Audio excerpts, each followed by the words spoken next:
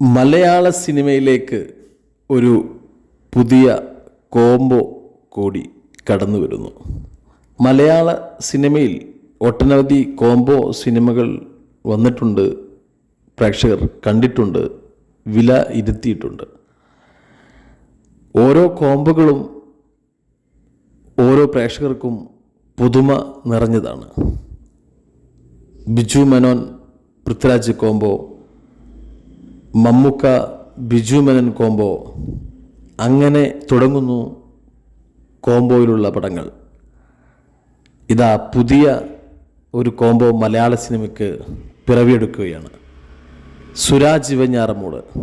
നമുക്കറിയാം, മലയാള സിനിമയിൽ തുടക്കക്കാലം മുതൽ കോമഡി കഥാപാത്രങ്ങളുമായി ജനമനസ്സുകളെ ചിരിപ്പിച്ച സുരാജ് വെഞ്ഞാറമൂട് ഈ അടുത്ത വർഷങ്ങളിൽ ഒട്ടനവധി കലാമൂല്യമുള്ള കഥാപാത്രങ്ങൾക്ക് ജന്മം നൽകിയ കലാകാരനാണ്.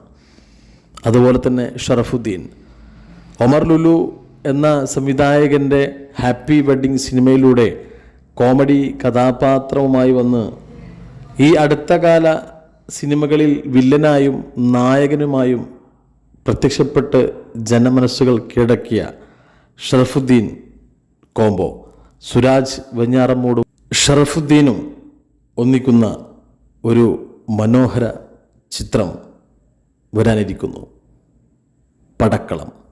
പടക്കളം സിനിമയുടെ ഫസ്റ്റ് ലുക്ക് പോസ്റ്റർ പുറത്തുവിട്ടിരിക്കുന്നു. ഷൂട്ടിംഗ് ഉടൻ ആരംഭിക്കും. കാത്തിരിക്കാം സുരാജ് വെഞ്ഞാറമൂടും ഷറഫുദ്ദീനും തമ്മിലുള്ള കോംബോ സിനിമയ്ക്ക് വേണ്ടി.